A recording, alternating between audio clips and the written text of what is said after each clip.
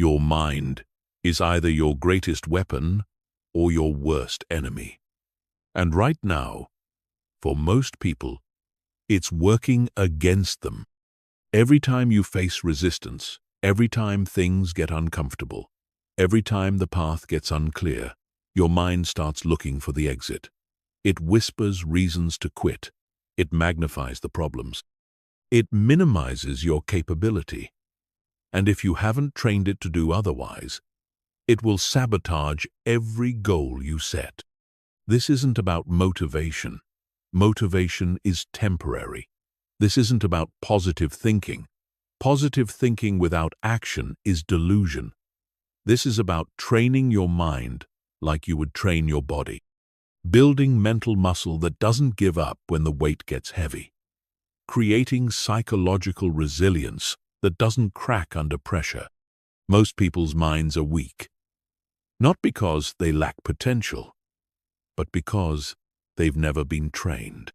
They've been conditioned to seek comfort, avoid difficulty, and quit when things don't go as planned. But champions think differently. Their minds have been forged in the fire of persistence. They've trained their thoughts to see obstacles as opportunities and setbacks as setups for comebacks.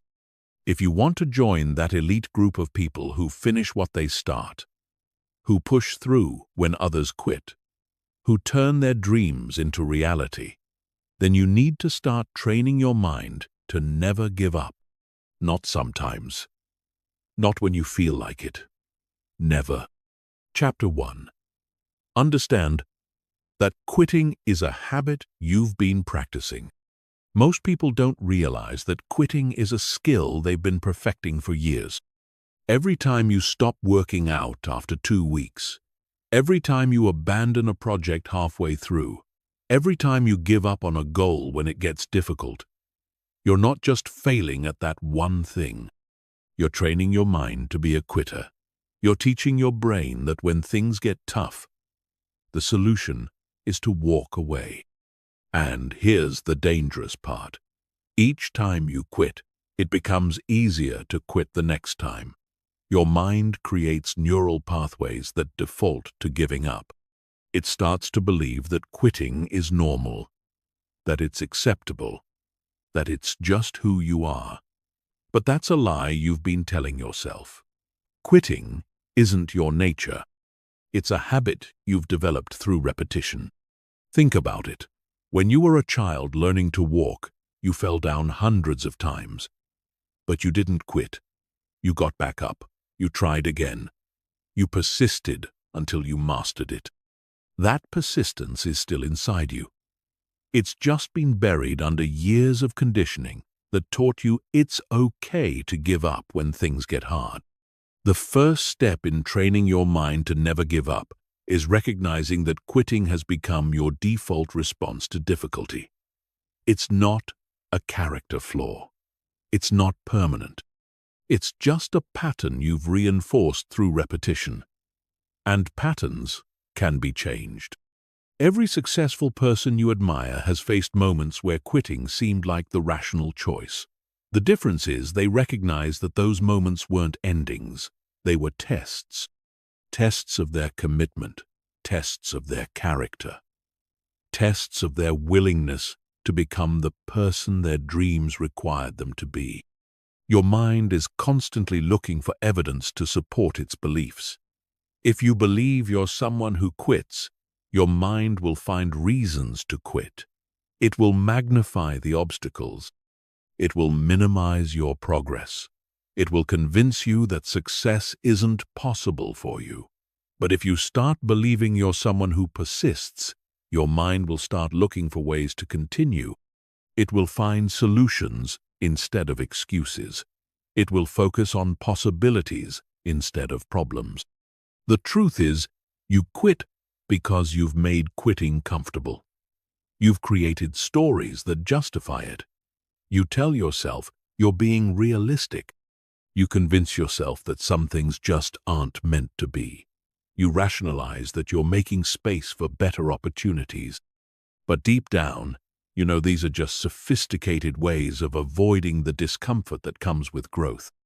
Starting today, you need to understand that every time you persist when your mind wants to quit, you're not just moving closer to your goal.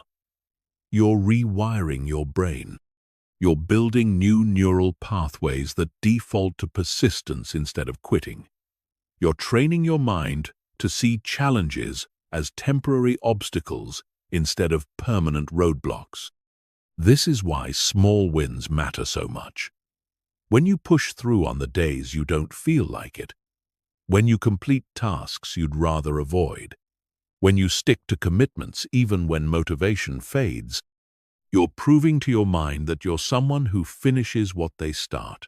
You're collecting evidence that supports a new identity, an identity of someone who doesn't give up. But this requires conscious effort. Your old patterns won't disappear overnight. They'll fight back. They'll try to convince you that this time is different, that this goal isn't worth it, that you should wait for better circumstances. That's your untrained mind talking. Don't listen to it. Recognize it as the voice of your old quitting habit trying to reassert itself. Instead, start viewing persistence as a skill you're developing. Like any skill, it requires practice. It requires consistency. It requires patience with the process. You wouldn't expect to master a musical instrument in a week. Don't expect to master persistence in a week either. But know that every time you choose to continue when your mind wants you to stop, you're getting stronger. The goal isn't to never feel like quitting. The goal is to train your mind to act in spite of that feeling. Champions still feel doubt. They still face moments of wanting to give up.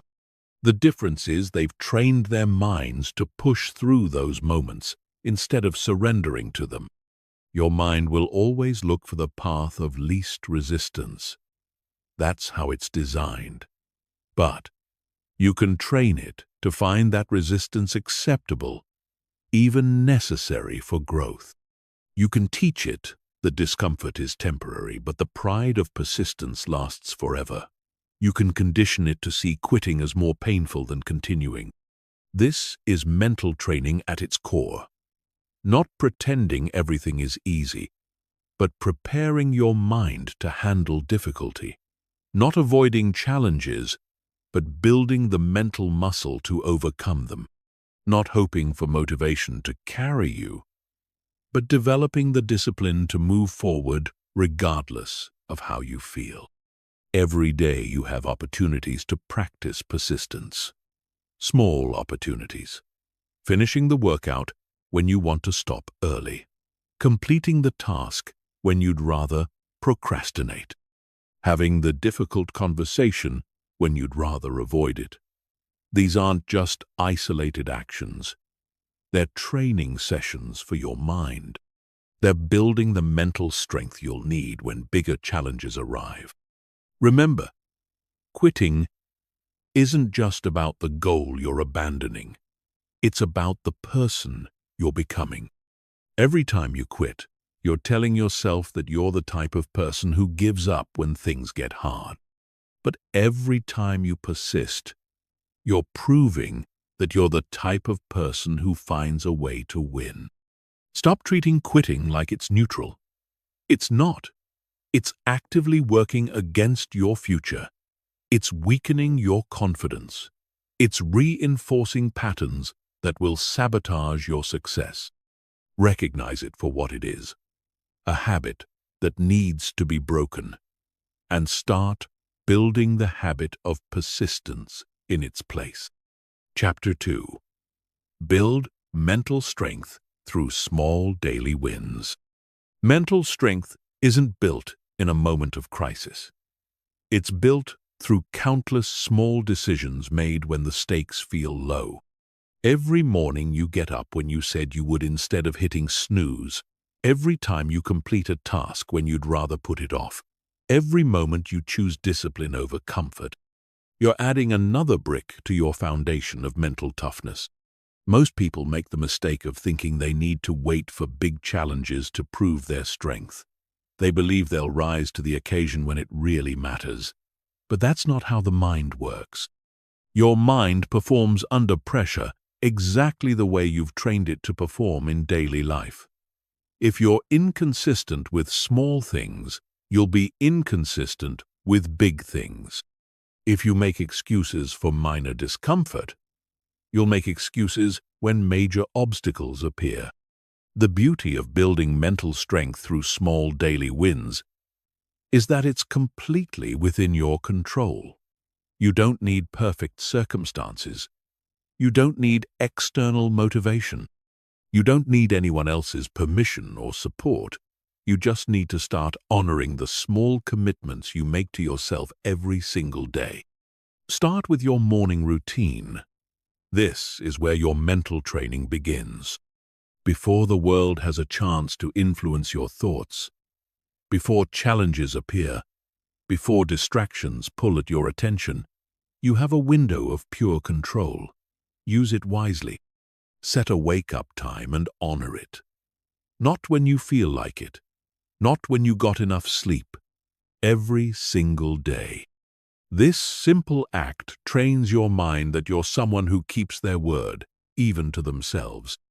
Then stack small disciplines throughout your day. Make your bed. It takes 2 minutes, but it starts your day with a completion. Clean up after yourself immediately instead of leaving it for later. It builds the habit of finishing what you start. Keep your word in small conversations. If you say you'll call someone back, do it. If you promise to send an email, send it. These micro-commitments train your mind to trust your word. Physical discomfort is one of the best teachers for mental strength. When you're exercising and your body wants to stop, but you complete the set anyway, you're teaching your mind that feelings don't control actions. When you take a cold shower, even though every cell in your body resists it, you're proving that you can do difficult things. When you choose the healthy meal over the convenient one, you're training your mind to prioritize long-term benefits over immediate gratification. The key is consistency over intensity. It's better to do 10 push-ups every day for a year than to do 100 push-ups once and then quit. Your mind responds to patterns, not sporadic efforts. When you show up consistently, even in small ways, your mind starts to believe that showing up is just what you do. It becomes part of your identity rather than something you have to force. Track your wins, but not in a complicated way. Simply acknowledge when you follow through on commitments to yourself. Say it out loud. I said I would do this, and I did it. This reinforces the neural pathways associated with persistence. Your mind loves evidence, and every small win is proof that you're someone who finishes what they start. Don't underestimate the power of completing simple tasks when you don't feel like it. Reading one page when you're tired. Writing one paragraph when you're unmotivated. Organizing one drawer when you're overwhelmed. These actions might seem insignificant, but they're training your mind to operate independently of your emotions. They're building the muscle of discipline that you'll need when bigger challenges arrive. Mental strength is also built through what you don't do. Every time you resist the urge to check your phone when you should be working, you're building focus. Every time you don't react emotionally to criticism, you're building emotional resilience. Every time you don't make an excuse for poor performance, you're building accountability. Mental strength isn't just about doing hard things. It's about not doing easy things that work against your goals. Create artificial challenges for yourself. Take the stairs instead of the elevator. Park farther away and walk. Carry groceries instead of using a cart. These might seem pointless, but they're training your mind to choose the more difficult path when easier options are available. This mental muscle will serve you when life presents real challenges where taking the easy path means giving up on your dreams. The compound effect of small daily wins is remarkable. Each one individually might feel insignificant, but together they create momentum. They build confidence. They establish patterns. They create an identity. After months of keeping small commitments to yourself, you start to believe at a deep level that you're someone who can be trusted to follow through. This belief becomes the foundation for attempting bigger challenges. Pay attention to your self-talk after these small wins. Don't just move on to the next thing. Pause and acknowledge what you just proved about yourself. I didn't feel like doing that, but I did it anyway. That's who I am. That's what I do. This internal dialogue reinforces the identity you're building. It tells your subconscious mind that persistence is part of your character. Remember that your mind is always watching your actions and drawing conclusions about who you are. Every kept promise strengthens its belief in your reliability. Every completed task reinforces its confidence in your capability. Every moment of discipline builds its trust in your commitment. You're not just accomplishing tasks. You're training your mind to see you as someone who doesn't give up. Start today. Choose one small thing you've been putting off and complete it. Choose one small commitment and honor it. Choose one moment of discomfort and push through it. Not because it will change your life immediately, but because it will start training your mind to operate from strength instead of weakness. And that training, accumulated over time, will make you mentally unstoppable. The strongest people you know weren't born with superior willpower. They built it through thousands of small decisions to do what they said they would do, to finish what they started, to persist when quitting was easier. They trained their minds through daily practice, and now their minds serve their goals instead of sabotaging them. You can build the same strength. You just have to start small and stay consistent. Chapter 3. Train your mind to see obstacles as training. Your mind's interpretation of obstacles determines whether you grow stronger or give up entirely. Most people see obstacles as evidence that they should quit. They view challenges as signs that they're on the wrong path, that success isn't meant for them, that they should try something easier. But this is exactly backwards. Obstacles aren't roadblocks. They're training equipment for your mind. Every obstacle you face is your mind's gym. Just like lifting weights tears down muscle fibers so they can rebuild stronger, facing obstacles breaks down your mental limitations so they can be reconstructed at a higher level. The person who learns to see obstacles as opportunities for growth develops an unstoppable mindset. They start looking forward to challenges because they know each one is making them more capable. This perspective shift doesn't happen automatically. Your brain is wired to interpret obstacles as threats. It's designed to keep you safe, not to help you grow. So when you encounter difficulty, your brain's first instinct is to look for the exit. It floods your system with stress hormones. It focuses on everything that could go wrong. It magnifies the pain of continuing while minimizing the cost of quitting. But you can train your brain to respond differently.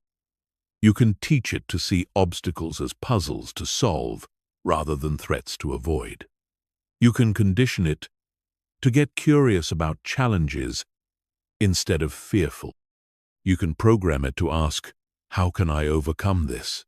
instead of, "Why is this happening to me?" Start by changing your language around difficulties. Instead of saying, "This is too hard," say, "This is going to make me stronger." Instead of, "I can't handle this," say, "I'm learning to handle this." Instead of, "This always happens to me." Say, "This is preparing me for something bigger." Your mind believes what you tell it consistently, so start telling it stories that serve your growth instead of your fears. When you encounter an obstacle, resist the urge to immediately look for a way around it. Instead, study it. What skill is this obstacle requiring you to develop? What weakness is it exposing that you need to strengthen? What lesson is it trying to teach you? Obstacles aren't random. They're specifically designed to develop the exact capabilities you need for the next level of your journey. Think about video games. Players don't get frustrated when they encounter a difficult level. They understand that the difficulty is proportional to the reward. They know that each challenging level is preparing them for even greater challenges ahead. They expect to fail multiple times before succeeding, and they see each failure as valuable information about what doesn't work. Your life operates on the same principle, but most people never make this connection. Every successful person has a story about an obstacle that almost broke them but ultimately made them. They'll tell you about the failure that taught them resilience, the rejection that forced them to improve, the setback that redirected them toward their true calling. They learned to extract value from every difficulty, to mine gold from every challenge, to find strength in every struggle. Your obstacles are perfectly calibrated to your growth. They're not bigger than you can handle, though they may feel that way. They're designed to stretch you just beyond your current capability, forcing you to develop new muscles, new skills, new perspectives. If obstacles were easy to overcome, they wouldn't serve their purpose. The difficulty is the feature, not the bug. This mindset transforms how you approach challenges. Instead of asking, "Why me?" you start asking, "What's this teaching me?" Instead of feeling victimized by circumstances, you feel curious about what you're meant to learn. Instead of looking for someone to blame, you start looking for ways to grow. This shift from victim to student is the foundation of mental toughness. Physical training provides a perfect model for this principle. When you're lifting weights, the resistance isn't your enemy. It's the very thing that makes you stronger. The muscle breakdown from lifting heavy weights is what signals your body to build more muscle. Similarly, the mental breakdown from facing obstacles is what signals your mind to build more resilience, more creativity, more determination. Start keeping an obstacle journal. When you face a challenge, write down what it's requiring you to become. What quality does this obstacle demand that you don't currently possess? What skill does it require that you need to develop? What perspective does it demand that you haven't adopted? This practice trains your mind to immediately look for the growth opportunity in every difficulty. Celebrate obstacle victories differently than easy victories. When you overcome something that was genuinely difficult, that stretched you, that required you to become better than you were before, acknowledge the internal growth that occurred. You didn't just solve a problem. You upgraded your capacity to handle problems. You didn't just achieve a result. You became someone capable of achieving bigger results. Remember that your mind is constantly looking for evidence to support its beliefs about what you can handle. Every time you work through an obstacle instead of avoiding it, you're providing evidence that you're capable of more than you thought. Every time you persist through difficulty, you're proving that obstacles don't stop you, they strengthen you. This evidence accumulates and eventually reshapes your identity from someone who avoids challenges to someone who embraces them. The highest achievers in any field have learned to love obstacles because they know obstacles are what separate them from their competition. While others quit, they persist. While others complain, they adapt. While others make excuses, they make progress. They understand that obstacles aren't preventing them from reaching their goals. Obstacles are the path to their goals. Start today by identifying the biggest obstacle you're currently facing. Instead of focusing on how difficult it is, focus on who you'll become by overcoming it. What strength will you build? What skill will you develop? What confidence will you gain? This isn't positive thinking. This is strategic thinking. You're training your mind to extract maximum value from every challenge life presents. Your obstacles aren't roadblocks. They're your curriculum. They're specifically designed to teach you what you need to know for the next level of your journey. Stop resisting them. Start embracing them. Stop seeing them as problems. Start seeing them as training. Because when your mind learns to see obstacles as opportunities for growth, you become truly unstoppable. Chapter 4. Control your inner voice during hard times. The voice inside your head is either your greatest ally or your worst enemy during difficult times. For most people, it's the latter. When challenges arise, when progress slows, when obstacles multiply, their inner voice becomes a critic, a pessimist, a quitter. It floods their mind with doubt, fear, and negativity. It magnifies problems while minimizing possibilities. It convinces them that giving up is the rational choice. But champions have learned to control this voice. They've trained their inner dialogue to serve their goals instead of sabotaging them. They've developed the ability to think clearly under pressure, to maintain perspective during setbacks, to stay focused on solutions when problems seem overwhelming. This isn't a natural talent. It's a trained skill that anyone can develop. Your inner voice reflects your mental habits. If you've developed the habit of negative self-talk, your inner voice will automatically default to criticism and doubt during hard times. If you've built the habit of catastrophic thinking, your inner voice will immediately jump to worst-case scenarios when challenges appear.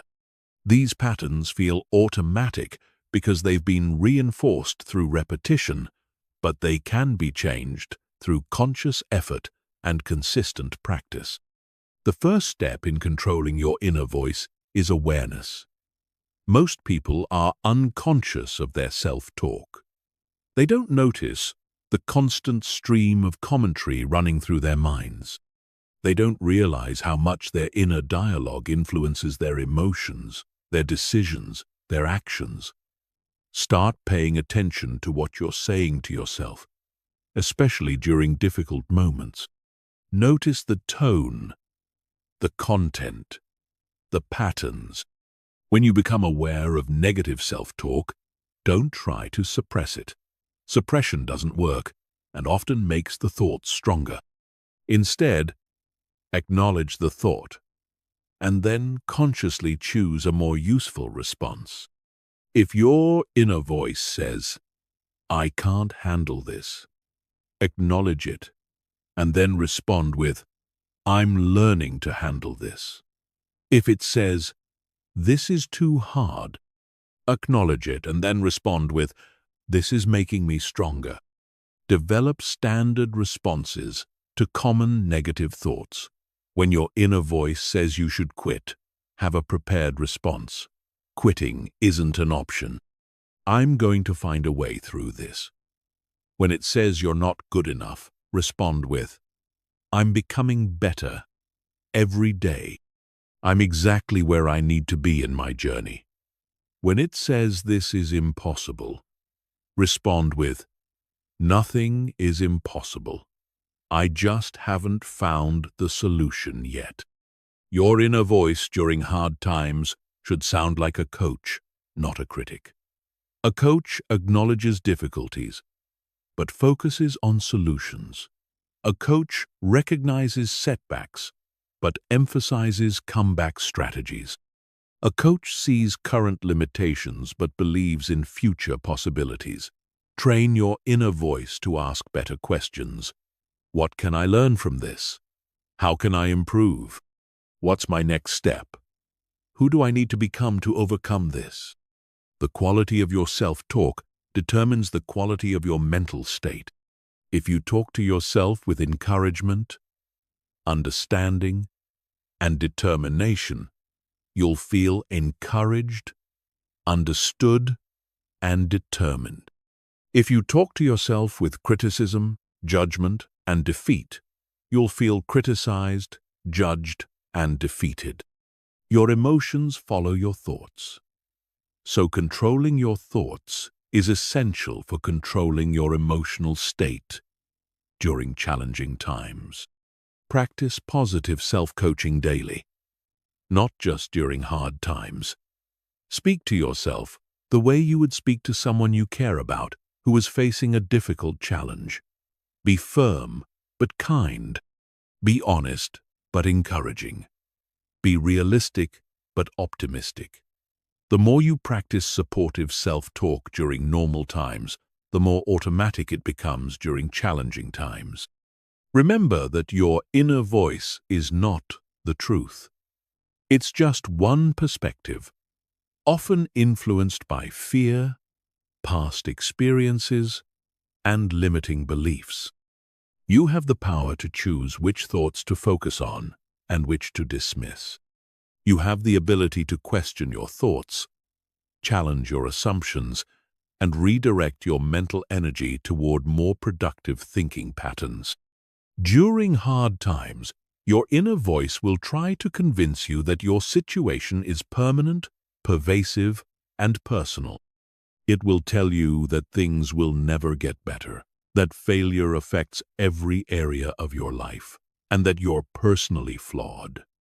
These are cognitive distortions, not facts. Counter them with truth. Challenges are temporary, setbacks are specific to situations, and struggles are part of growth, not evidence of inadequacy. Create mental anchors that you can return to when your inner voice becomes destructive.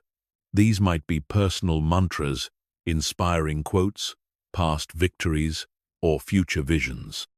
When negative self-talk begins to spiral, immediately redirect your attention to one of these anchors. This gives your mind something positive to focus on and breaks the cycle of negative thinking. Your inner voice becomes stronger through use. If you consistently engage with negative thoughts, they become louder and more frequent. If you consistently redirect toward positive thoughts, they become your default pattern. This is why it's crucial to be intentional about your self-talk, especially during difficult periods when your mind is most vulnerable to negativity. Understand that controlling your inner voice doesn't mean pretending everything is perfect. It means speaking to yourself in a way that acknowledges reality while maintaining hope, recognizes challenges while believing in your ability to overcome them, accepts setbacks while staying committed to your goals. It's about being honest but helpful, realistic but resilient. Your inner voice during hard times should remind you of your why, your progress, your capabilities, and your determination. It should connect you to your deeper purpose. Celebrate your growth, recognize your strengths, and reinforce your commitment. When your inner voice becomes your ally instead of your enemy, you become virtually unstoppable because your mind is working with you instead of against you. The conversations you have with yourself matter more than the conversations you have with others because you're always listening to yourself. Make sure those conversations are serving your growth, supporting your goals, and strengthening your resolve. Train your inner voice to be the voice of someone who never gives up, and you'll find that giving up becomes impossible. Chapter 5. Use pain as fuel instead of an excuse. Pain is inevitable, but suffering is optional. Every person who has achieved something meaningful has learned this distinction. Pain, discomfort, struggle, these are the raw materials of growth. They're not obstacles to overcome, but fuel to be harnessed. The person who learns to use pain as motivation instead of an excuse develops an unstoppable advantage because they're powered by the very thing that stops everyone else. Most people run from pain. When they feel discomfort, they immediately look for relief. When they face struggle, they search for an easier path. When they encounter rejection, they take it as a sign to quit. This is exactly backwards. Pain isn't telling you to stop. Pain is telling you that you're at the edge of your comfort zone, the exact place where growth happens. Physical pain teaches this lesson clearly. When you're working out and your muscles start to burn, that's not a signal to stop. That's a signal that you're creating the conditions for strength. The burn is the feeling of your muscles adapting, growing, becoming more capable. Similarly, emotional and mental pain is often the feeling of your character adapting, growing, becoming more resilient. But using pain as fuel requires a fundamental shift in how you interpret discomfort. Instead of seeing pain as evidence that something is wrong, you must learn to see it as evidence that something is right. You're pushing boundaries. You're expanding limits. You're becoming more than you were before. This reinterpretation transforms pain from an enemy into an ally. Every successful person has a collection of painful experiences that they credit with making them who they are. The rejection that motivated them to improve. The failure that taught them persistence. The loss that showed them what really matters. They learned to extract power from pain, to find strength in struggle, to discover opportunity in adversity. This isn't natural. It's trained. Start by changing your relationship with discomfort. When you feel physical discomfort during exercise, instead of thinking, "This hurts," think, "This is building me." When you feel emotional discomfort during a challenging conversation, instead of thinking, "This is awkward," think, "This is growing me." When you feel mental discomfort while learning something difficult, instead of thinking, "This is frustrating," think, "This is expanding me." Pain often contains important information that comfort never provides. It shows you what you need to work on, what you need to strengthen, what you need to change. Physical pain reveals weaknesses in your body. Emotional pain reveals areas where you need to develop resilience. Mental pain reveals concepts you need to master. Instead of avoiding this information, learn to welcome it as guidance for your development. The fuel metaphor is important because fuel gets consumed in the process of creating energy. When you use pain as fuel, you're not storing it or dwelling on it. You're converting it into forward motion. You're transforming it into determination, motivation, strength. The pain itself doesn't last, but the energy it creates propels you toward your goals. Develop rituals for converting pain into fuel. When you experience a setback, disappointment, or failure, have a process for extracting value from it. Ask yourself, what did this teach me? How did this make me stronger? What skill did this force me to develop? What do I know now that I didn't know before? This process transforms painful experiences into powerful lessons. Remember that your capacity to handle pain determines your capacity to achieve goals. Big goals require big sacrifices. Meaningful achievements demand meaningful struggles. Extraordinary results necessitate extraordinary persistence. If you can only handle small amounts of pain, you can only achieve small results. If you can handle significant pain, you can achieve significant results. Physical training provides a perfect model for this principle. Athletes don't just tolerate pain, they seek it out. They know that the pain of training is the price of performance. They've learned to love the burn because they know it means they're getting stronger. They've trained their minds to interpret pain as progress, discomfort as development, struggle as success. Your pain tolerance isn't fixed. It can be developed through practice. Every time you push through discomfort, instead of avoiding it, you increase your capacity to handle difficulty.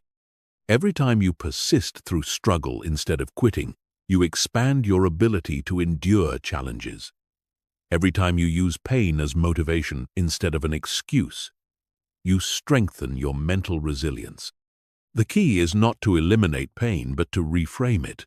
Pain becomes suffering when you resist it, avoid it, or see yourself as a victim of it. Pain becomes fuel when you accept it, learn from it, and use it to drive you forward. The same experience can either weaken you or strengthen you, depending on how you choose to interpret and respond to it. Start practicing with small pains.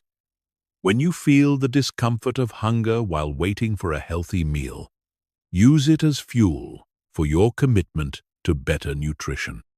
When you feel the discomfort of fatigue during exercise, use it as fuel for your dedication to fitness.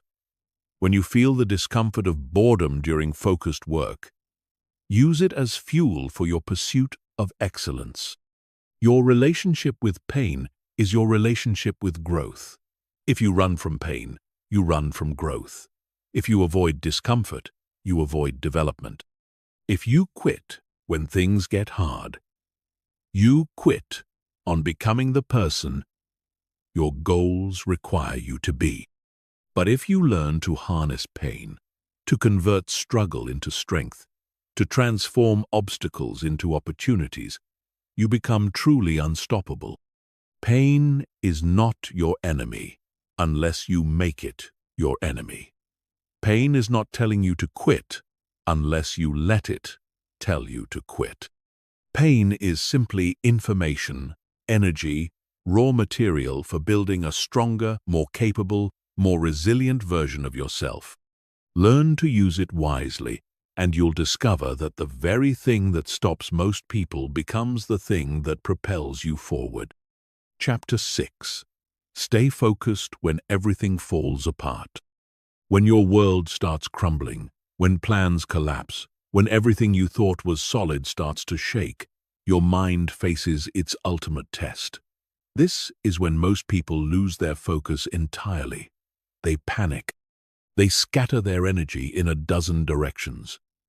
They become reactive instead of strategic. They let chaos on the outside create chaos on the inside. But this is precisely when focus becomes most valuable and most difficult to maintain. Focus during crisis isn't about pretending everything is fine. It's about maintaining clarity about what matters most when everything else is falling apart. It's about keeping your mental energy concentrated on what you can control instead of dissipating it on what you can't. It's about staying connected to your core mission even when the path becomes unclear. Your mind, when faced with multiple threats or failures, wants to address everything at once. It jumps from problem to problem, never fully engaging with any single issue. This scattered approach feels productive because you're thinking about many things, but it's actually counterproductive because you're not effectively addressing anything. Focus means choosing where to direct your limited mental resources for maximum impact. The first step in maintaining focus during chaos is to get still.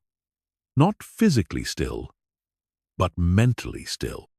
When everything around you is moving fast, spinning out of control, your natural instinct is to speed up, to match the pace of the crisis.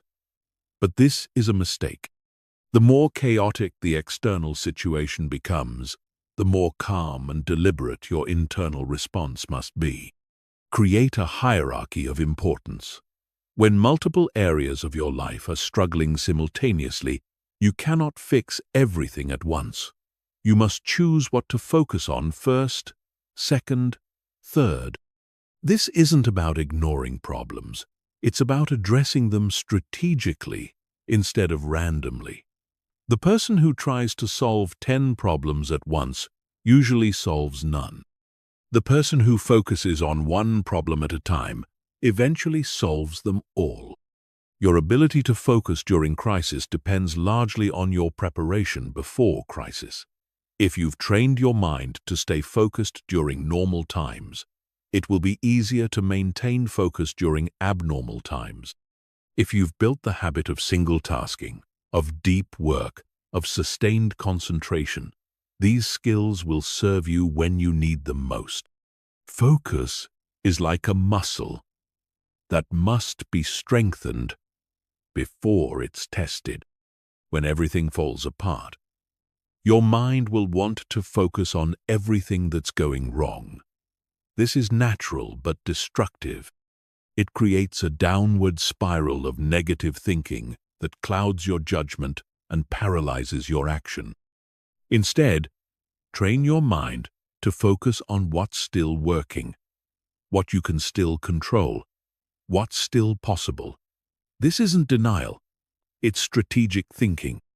One of the most powerful focus techniques during crisis is the next step principle. Instead of trying to see the entire path through the chaos, focus only on the next logical step. What's the one thing you can do right now that will move you slightly forward? What's the single action that will improve your situation even marginally? Take that step, then identify the next one. Your mind during crisis will flood you with worst-case scenarios. It will show you everything that could go wrong, everyone you might disappoint, every way you might fail.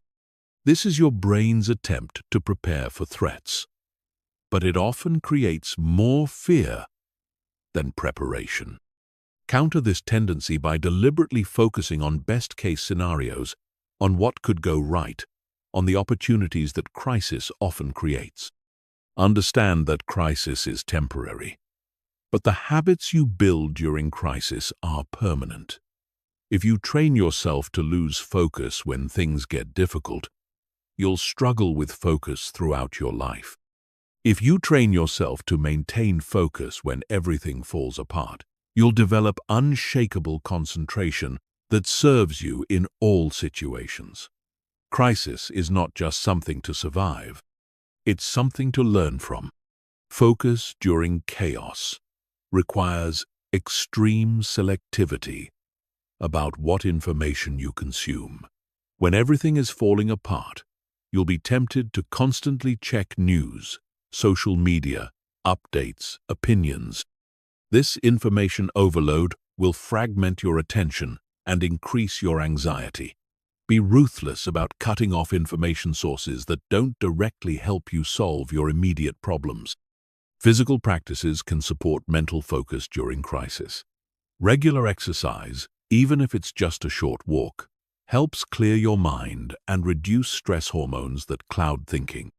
Proper sleep, even if you have to schedule it aggressively, maintains the cognitive function necessary for clear decision-making. Good nutrition supports stable blood sugar and brain function. These aren't luxuries during crisis. They're necessities for maintaining focus. Remember that your focus during crisis sends a message to everyone around you. When others see you staying calm and focused while everything falls apart, it instills confidence. It creates stability. It provides leadership. Your ability to maintain focus doesn't just help you navigate the crisis. It helps everyone connected to you navigate it as well. Crisis often reveals what truly matters. When everything is stripped away, when all the non-essentials are removed, what remains is what's actually important. Use this clarity to refine your focus permanently. Many people emerge from crisis with a clearer sense of purpose, better priorities, stronger focus, because the crisis forced them to eliminate distractions and concentrate on essentials. Your mind will tell you that you can't afford to focus on just one thing when so many things need attention. This is a lie. You can't afford not to focus. Unfocused effort during crisis is wasted effort. Scattered energy during emergency is ineffective energy. The more challenging your situation becomes, the more concentrated your response must be. Practice focusing during small emergencies so you're prepared for large ones. When your day gets disrupted, when unexpected problems arise, when minor crises appear, use these as training opportunities. Practice staying calm, getting clear on priorities, focusing on solutions instead of problems. These smaller challenges are preparation for bigger ones. The ability to stay focused when everything falls apart is what separates those who emerge stronger from those who emerge broken. It's what distinguishes those who find opportunity in crisis from those who only see threat. It's what defines those who use difficult times to build character versus those who use difficult times as excuses for poor character. Your focus during your worst times reveals your true strength. Anyone can stay focused when everything is going well. But the person who maintains clarity during chaos, who keeps their eyes on their goals when obstacles multiply, who stays committed to their mission when everything seems to be working against them, that person develops unbreakable mental toughness. Start training this skill now, before you need it. Practice single tasking, practice deep work, practice maintaining concentration despite distractions, practice staying calm under pressure. Because when everything falls apart, and it will at some point, your ability to stay focused will determine whether you fall apart with it or rise above it stronger than before. Focus during crisis isn't just about surviving the storm. It's about learning to navigate in any weather, developing the mental discipline to stay on course regardless of conditions, building the concentration that makes you unstoppable no matter what life throws at you. Chapter 7. Build systems that work when motivation fails. Motivation is unreliable. It comes and goes like the weather. Some days you wake up feeling unstoppable, ready to conquer the world. Other days you can barely get out of bed. If your success depends on feeling motivated, you'll live a life of inconsistent progress and frequent setbacks. But if you build systems that work regardless of how you feel, you become unstoppable because your progress no longer depends on your emotions. Most people treat motivation like fuel for their goals. They wait for it, chase it, depend on it. When motivation is high, they work hard. When motivation is low, they barely work at all. This creates a roller coaster of progress that ultimately leads nowhere. Champions understand that motivation is not fuel. It's a bonus. Their real fuel comes from systems, habits, and structures that function automatically, independent of how they feel. A system is a series of actions that produce a predictable result.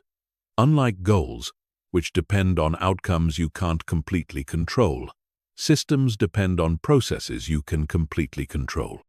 You can't control whether you lose 20 pounds this month, but you can control whether you exercise for 30 minutes every day. You can't control whether your business succeeds this year, but you can control whether you do the daily activities that build successful businesses.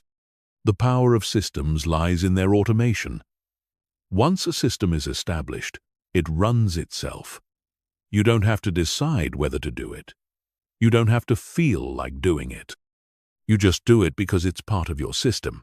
This removes the enormous mental energy required to make decisions and overcome resistance every single day. Systems convert willpower from a limited resource into an unlimited one. Start by identifying the daily actions that, if performed consistently, would inevitably lead to your goals. These actions should be specific, measurable, and completely within your control. If your goal is better health, your daily actions might include 30 minutes of exercise, 8 glasses of water, and 7 hours of sleep. If your goal is business growth, your daily actions might include 1 sales call, 1 piece of content creation, and 1 hour of skill development. Your systems must be designed for your worst days, not your best days. On your best days, you'll exceed your systems naturally. But on your worst days, when motivation is absent, when energy is low, when obstacles seem overwhelming, your systems must still be achievable. This means setting the bar low enough that you can clear it even when you don't feel like trying. The minimum effective dose principle applies to system building. What's the smallest action you can take that still moves you forward? Instead of planning to exercise for 2 hours when you're motivated, plan to exercise for 10 minutes, regardless of motivation. Instead of committing to write 1,000 words when inspiration strikes, commit to write 100 words, whether inspiration shows up or not. Systems require triggers, specific cues that automatically initiate the desired behavior. These triggers should be tied to existing habits or unavoidable events. If you want to build a reading habit, trigger it by placing a book next to your coffee maker and reading 1 page while your coffee brews. If you want to build an exercise habit, trigger it by laying out your workout clothes before bed and putting them on immediately after waking. Track your systems, not just your results. Create simple ways to measure whether you're following your systems consistently. This might be as basic as checking boxes on a calendar or keeping a simple tally. The act of tracking reinforces the behavior and provides immediate feedback about your consistency. You can't manage what you don't measure. Your systems should be flexible enough to adapt to changing circumstances, but rigid enough to maintain consistency. If your normal exercise routine is disrupted by travel, your system should have alternatives. If your usual work schedule is interrupted by unexpected events, your system should have backup plans. Flexibility prevents systems from breaking when life gets chaotic. Build systems for all areas of your life that matter to you. Physical health systems, mental health systems, relationship systems, financial systems, career systems, learning systems.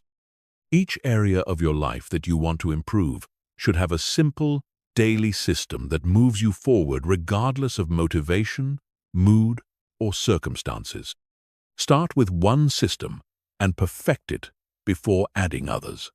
System building is a skill that improves with practice. Your first system might feel clunky, require adjustments, need refinement. That's normal. Master the process of building and maintaining 1 system before attempting to implement multiple systems simultaneously. Success in system building is cumulative. Your environment should support your systems. If you want to eat healthier, your kitchen should make healthy choices easy and unhealthy choices difficult.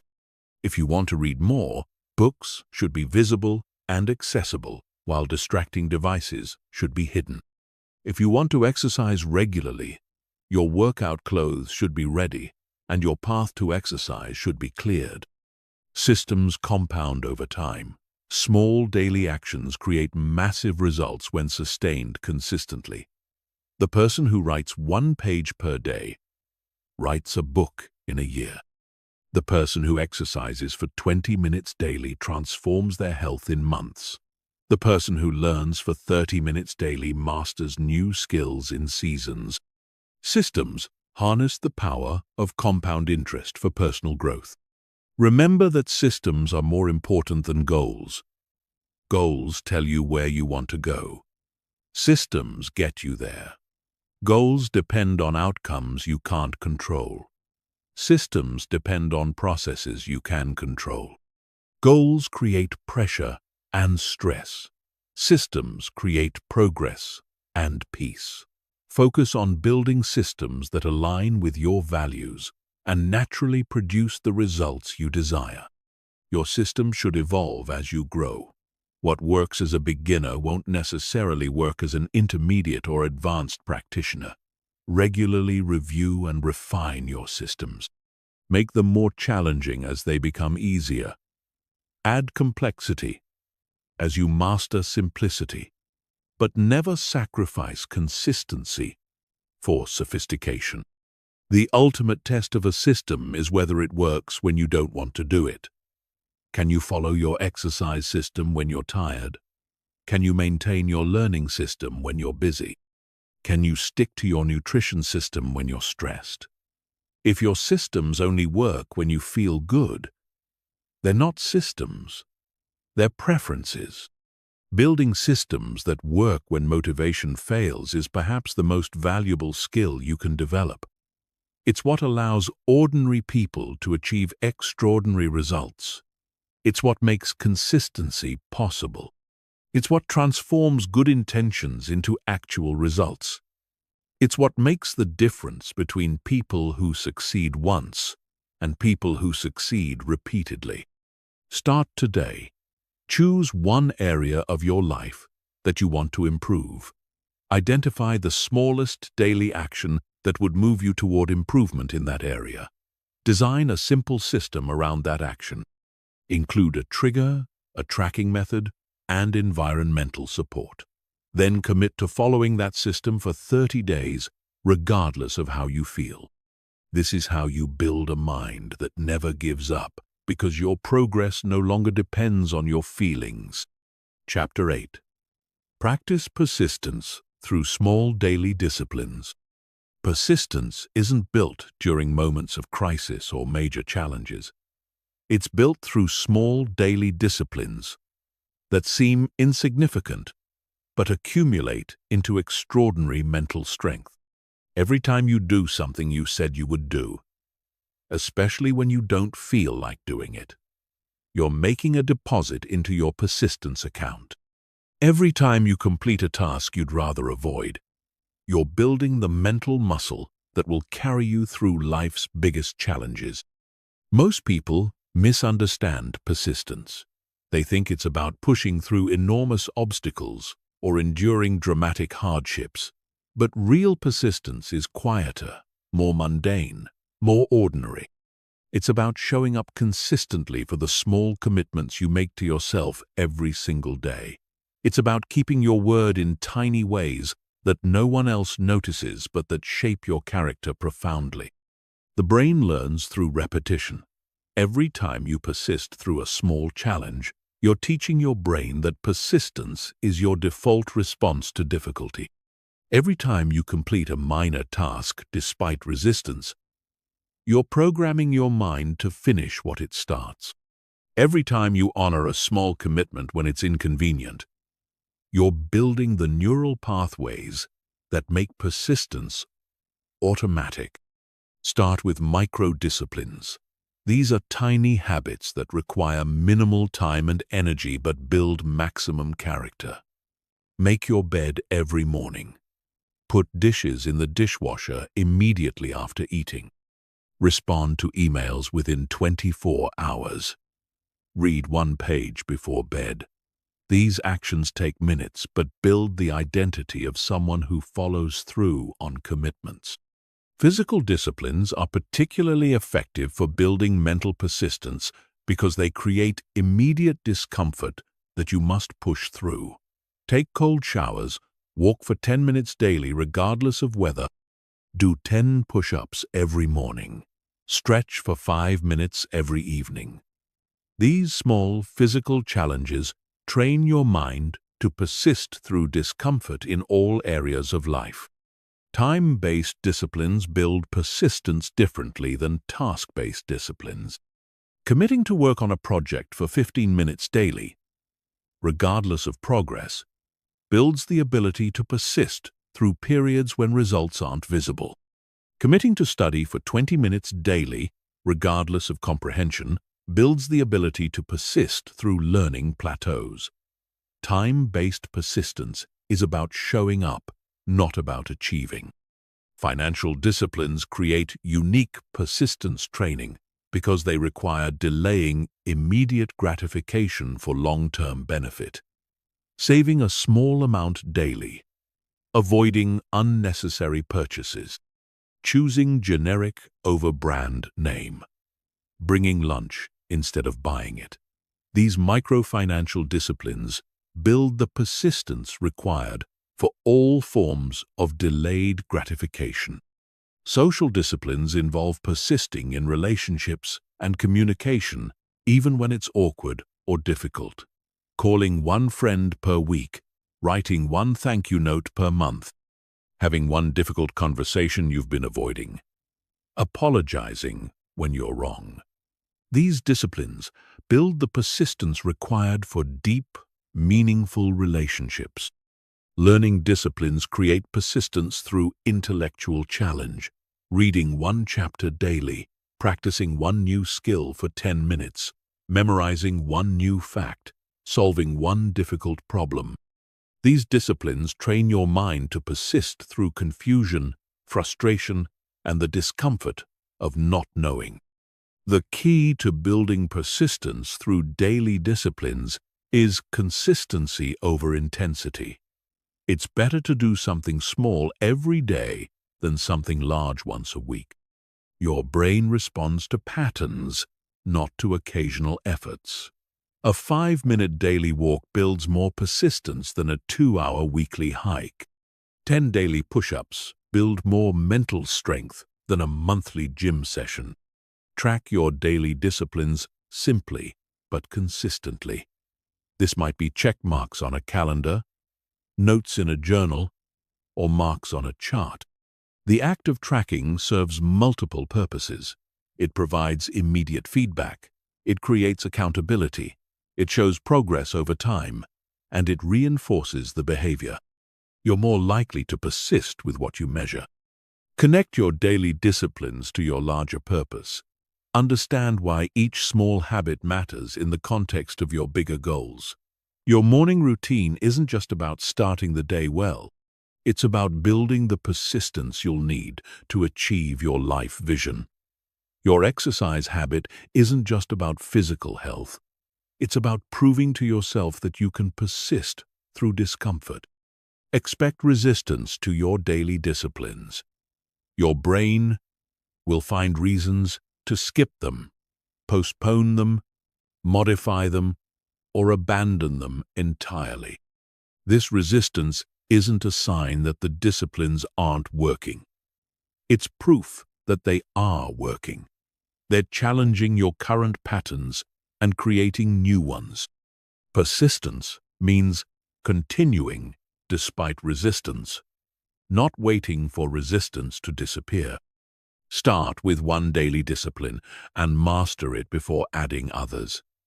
Most people try to implement multiple new habits simultaneously and end up persisting with none of them. Choose one small discipline that aligns with your goals and commit to it for 30 days without exception. Only after it becomes automatic should you add another discipline. Your daily disciplines should be challenging enough to require effort, but easy enough to achieve consistently. If a discipline is too easy, it won't build persistence. If it's too difficult, you won't sustain it. Find the sweet spot where the discipline stretches you slightly beyond your comfort zone, but doesn't overwhelm your current capacity. Review and adjust your disciplines regularly. What challenges you today might become easy in 3 months. What seems impossible today might become achievable in 6 months. As your persistence grows, your discipline should evolve to match your increased capacity. The goal is continuous challenge, not endless repetition of easy tasks. Remember that daily disciplines compound exponentially. Each day of persistence makes the next day easier. Each week of consistency makes the next week more automatic. Each month of discipline makes the next month feel natural. Small daily persistence creates massive long-term results that seem miraculous to others but feel inevitable to you. The most successful people you know aren't successful because they occasionally do extraordinary things. They're successful because they consistently do ordinary things.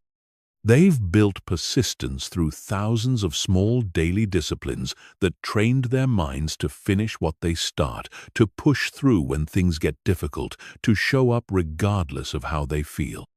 Your persistence is being built or eroded by your daily choices.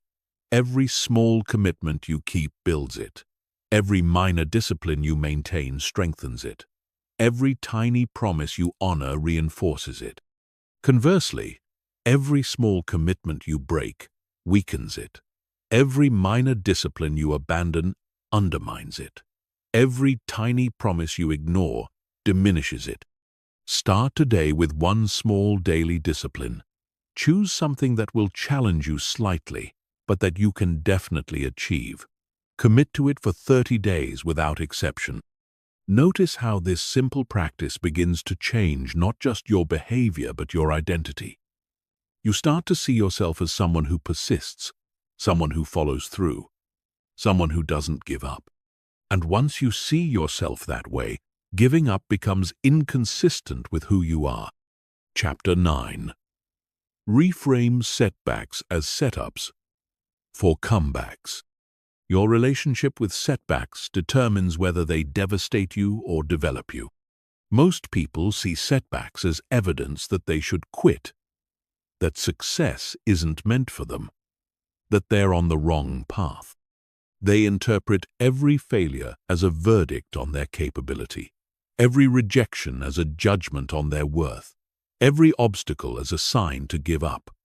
This mindset turns temporary setbacks into permanent defeats.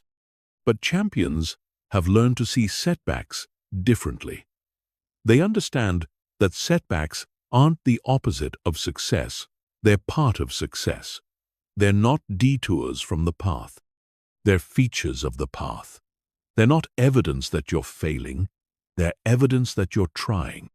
Every successful person has a collection of setbacks that they credit with making their eventual success possible. The word setback itself reveals the temporary nature of these experiences. You're not set down or set out. You're set back, which implies that forward movement will resume. The setback is a temporary pause, a brief retreat, a momentary redirection. It's not a permanent position unless you decide to make it one. Reframing setbacks requires understanding their true function. Setbacks reveal weaknesses that need to be strengthened. They expose gaps that need to be filled. They highlight skills that need to be developed. They show you what you need to learn, what you need to improve, what you need to change. Without setbacks, you would continue forward with blind spots that would eventually cause much larger failures. Every setback contains valuable information that success never provides. Success teaches you what works, but setbacks teach you what doesn't work. Success confirms your strengths, but setbacks reveal your weaknesses. Success feels good, but setbacks make you better. The person who learns to extract maximum value from setbacks develops a massive advantage over those who only learn from success. The setup comeback framework transforms how you interpret difficult experiences. Instead of asking, "Why is this happening to me?" you ask, "What is this setting me up for?" Instead of thinking, "This ruins everything," you think, "This is preparing me for something better." Instead of feeling like a victim of circumstances, you feel like a student of life. Historical perspective is crucial for reframing setbacks. Almost every breakthrough story includes a significant setback that seemed devastating at the time, but proved essential in retrospect. The rejection that forced someone to improve their skills. The failure that redirected them toward their true calling. The loss that taught them what really mattered.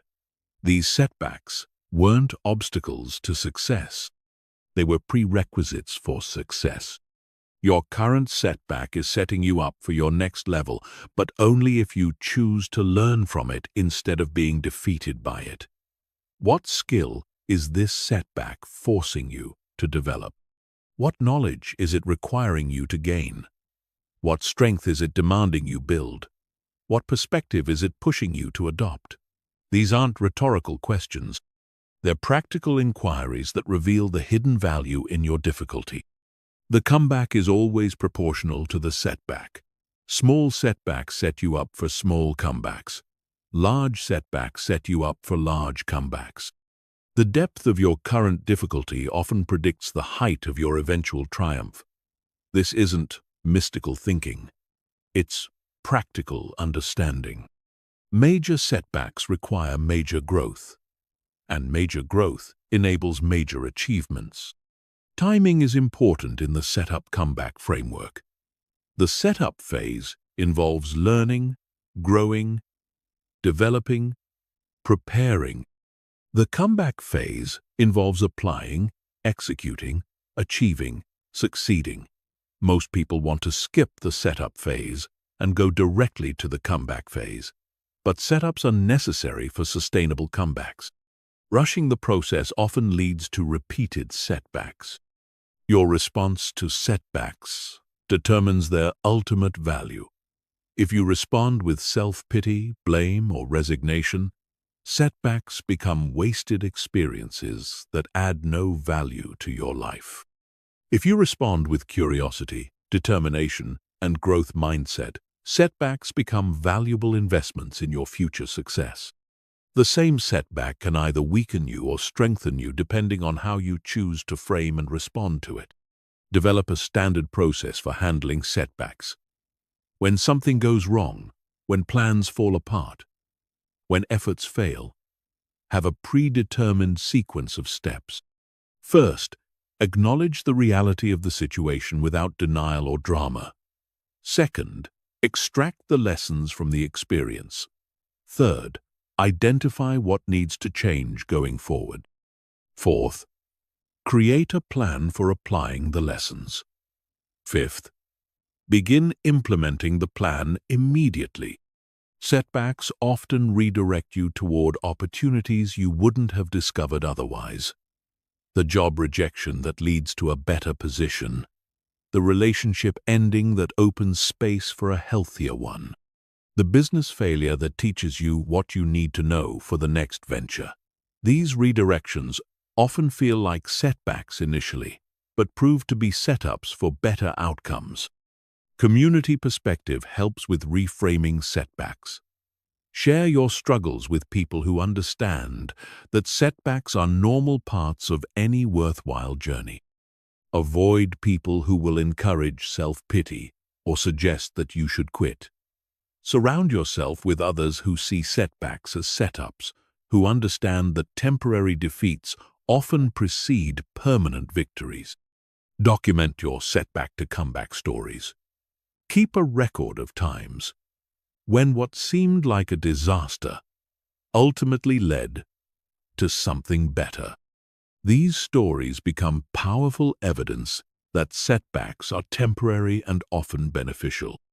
When you face new setbacks, you can remind yourself of previous times when difficulty led to growth, when problems led to solutions, when endings led to beginnings. Physical metaphors help reinforce the setup-comeback framework. A spring must be compressed before it can jump. A bow must be pulled back before the arrow can fly forward. A wave must gather force before it can create impact. Your setback might be the compression, the pullback, the gathering force that enables your eventual breakthrough. Remember that comebacks are more satisfying than uninterrupted success. The person who overcomes significant obstacles appreciates their achievements more deeply than the person who never faced difficulty. The struggle makes the success meaningful. The setback makes the comeback sweet. The challenge makes the victory valuable. Your setback is not your destination, it's your preparation. It's not your conclusion, it's your education. It's not your ending, it's your beginning. The same experience that could defeat you if misinterpreted can propel you if properly framed. The difference lies not in the circumstances but in your perspective. Start reframing your current setbacks today. What is your current difficulty setting you up for? What is it teaching you? How is it preparing you? What comeback is it making possible? These questions transform you from a passive victim of circumstances into an active participant in your own development. And that transformation is often the real purpose of the setback: to change not just your circumstances, but your character. Chapter 10. Celebrate progress instead of waiting for perfection. Perfection is the enemy of progress. It's the reason most people never build momentum, never gain confidence, never develop the persistence required for long-term success. They set impossibly high standards that nobody could meet consistently, then use their inevitable failures as evidence that they should quit. They wait for the perfect plan, the perfect moment, the perfect performance before acknowledging any value in their efforts. This perfectionist mindset is particularly destructive for building mental resilience because it makes giving up seem rational. When your standard is perfection, anything less feels like failure. When your expectation is flawless execution, normal human mistakes feel devastating. When your requirement is immediate mastery, the natural learning process feels inadequate. Perfectionism doesn't drive excellence. It drives paralysis. Progress, not perfection, is the true measure of growth. Progress means you're better today than you were yesterday, even if you're not where you want to be tomorrow. Progress means you're moving in the right direction, even if you're moving slowly. Progress means you're learning, growing, developing, even if you're not yet achieving. And progress, no matter how small, deserves celebration. Celebrating progress serves multiple psychological functions. It reinforces positive behaviors by providing immediate rewards for effort. It builds confidence by highlighting improvement over time. It maintains motivation by acknowledging that your work is making a difference. It creates positive associations with challenge and difficulty. Most importantly, it trains your mind to focus on what's working instead of what's not working. Your brain notices what you pay attention to. If you constantly focus on what you haven't achieved yet, your brain will highlight all your shortcomings and generate feelings of inadequacy. If you regularly acknowledge what you have achieved, your brain will recognize your progress and generate feelings of competence. This isn't self-deception. It's strategic attention management. Start celebrating micro-progress. These are small improvements that most people overlook because they seem insignificant. You worked out for 10 minutes instead of skipping entirely. You ate one healthy meal instead of eating poorly all day. You completed one task instead of procrastinating completely. You persisted for 5 minutes longer than usual. These micro-victories might seem trivial, but they're evidence that you're capable of positive change. Process progress is often more important than outcome progress. Process progress means you're improving how you work, not just what you achieve. You're becoming more consistent, more focused, more disciplined, more resilient. These improvements in your process will eventually lead to improvements in your outcomes, but they're valuable even before the outcomes change. Create a progress tracking system that captures small improvements. This might be a journal where you record daily wins, a chart where you track consistency, or photos that show gradual change.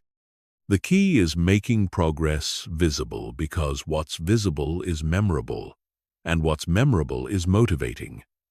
Progress that isn't documented often feels like it didn't happen. Comparative progress involves measuring yourself against your past self, not against others. Ask yourself, am I stronger than I was last month? Am I more knowledgeable than I was last year? Am I more resilient than I was when I started? This type of comparison is always meaningful because you have complete information about your starting point and current position. Effort-based celebration acknowledges progress in your attempts, not just your achievements. You get credit for trying, for showing up, for putting in work, regardless of the immediate results. This is crucial for building persistence because effort is always within your control, while outcomes are often influenced by factors beyond your control. Milestone celebration involves recognizing significant markers along your journey. These might be completing your first week of a new habit, reaching your first month of consistency, or overcoming your first major obstacle. Milestones provide natural opportunities to pause, reflect, and acknowledge how far you've come before continuing toward your destination. Learning progress means celebrating the knowledge, skills, and wisdom you gain through experience, especially through mistakes and failures. Every time you learn something new about yourself, your field, or your process, that's progress worth acknowledging. Intelligence is not fixed. Capability is not permanent. Growth is always possible, and growth should always be celebrated. Difficulty progress involves celebrating your increased ability to handle challenges. You can now persist through obstacles that would have stopped you before. You can maintain focus despite distractions that would have derailed you previously. You can stay calm under pressure that would have overwhelmed you in the past. This increased resilience is profound progress. Character progress might be the most important type to celebrate. You're becoming more disciplined, more honest, more reliable, more courageous. You're developing qualities that will serve you in every area of life. These character improvements are often invisible to others but should be highly visible to you because they represent the foundation of all other progress. Avoid the comparison trap that makes your progress seem insignificant. Social media, news, and casual conversations constantly expose you to other people's highlight reels. Their success doesn't diminish your progress. Their achievements don't invalidate your efforts. Their speed doesn't determine your worth. Your only meaningful comparison is with who you were yesterday. Build celebration into your routine. Don't wait for major milestones to acknowledge progress. Create regular opportunities to recognize improvement. This might be weekly reviews where you identify 3 things that went well, monthly assessments where you measure growth, or quarterly celebrations where you acknowledge major developments. Remember that celebrating progress is not about lowering standards or accepting mediocrity. It's about maintaining motivation for the long journey toward excellence. It's about building the confidence and resilience required to persist through inevitable setbacks. It's about training your mind to see improvement instead of just inadequacy. The people who achieve the most are often those who are best at recognizing their progress along the way. They understand that motivation comes from movement, that confidence comes from competence, that persistence comes from positive reinforcement. They celebrate the small wins that compound into big victories. Your progress is real, even if it's not perfect. Your growth is valuable, even if it's not complete. Your efforts are worthwhile, even if the results aren't yet visible. Start celebrating the progress you're making instead of criticizing the perfection you're not achieving. This shift in focus will fuel the persistence you need to ultimately achieve the excellence you're pursuing. Perfect execution is not required for meaningful progress. Consistent effort is. Perfect results are not required for celebrating improvement. Measurable growth is. Perfect timing is not required for acknowledging development. Current evidence is, stop waiting for perfection to validate your efforts. Start celebrating progress to fuel your persistence. Chapter 11. Stop listening to the voice that says give up. There's a voice in your head that speaks louder during your hardest moments. It whispers when you're tired. It shouts when you're struggling. It becomes relentless when obstacles multiply. This voice has one message: give up. It will give you 1,000 reasons why quitting makes sense, why continuing is pointless, why your goals are unrealistic. But this voice is not your friend. It's not your advisor. It's the enemy of your potential. This quitting voice is not the truth. It's fear disguised as wisdom. It's weakness masquerading as reason. It's your untrained mind defaulting to its comfort zone. The voice gets stronger every time you listen to it, and weaker every time you ignore it. Champions have learned to recognize this voice immediately and refuse to negotiate with it. The quitting voice speaks in familiar phrases. This is too hard. You're not good enough. This isn't meant for you. Nobody believes in you. You've tried enough. It's time to be realistic. These statements feel true in the moment because they come from inside your own head, but they're lies designed to keep you small, safe, and stuck. Your response to this voice determines your destiny. If you engage with it, debate with it, or try to reason with it, you give it power. The quitting voice doesn't want a conversation. It wants capitulation. It doesn't seek understanding. It seeks surrender. The only effective response is immediate dismissal, followed by immediate action toward your goals. Develop a standard response to the quitting voice. When it suggests you stop, you continue. When it says you can't, you prove you can. When it offers excuses, you take action. When it highlights problems, you focus on solutions. When it emphasizes pain, you remember your purpose. This automatic response pattern weakens the voice's influence over time. Physical movement is one of the most effective ways to silence the quitting voice. When the voice gets loud, get moving. Exercise, walk, clean, organize. Do something productive with your body. Physical action changes your mental state, redirects your focus, and proves that you're stronger than your thoughts. Movement creates momentum that crowds out negativity. The quitting voice feeds on isolation and inactivity. When you're alone with your thoughts, when you're sitting still, when you're not engaged in purposeful activity, the voice grows stronger. Combat this by staying connected to supportive people and staying engaged in meaningful work. Don't give the voice space to operate unchallenged. Remember why you started when the quitting voice tries to make you forget.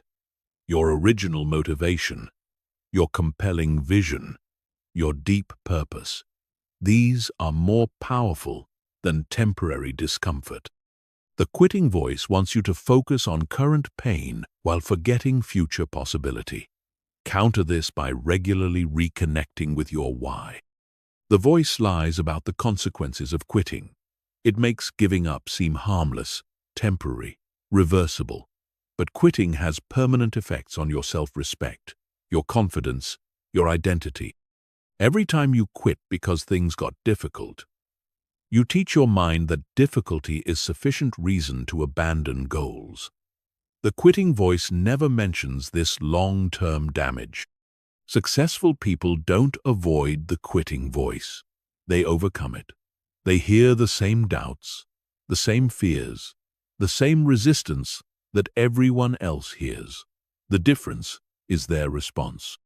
They've trained themselves to act in spite of the voice, to persist through the noise, to continue when every internal signal says, "Stop."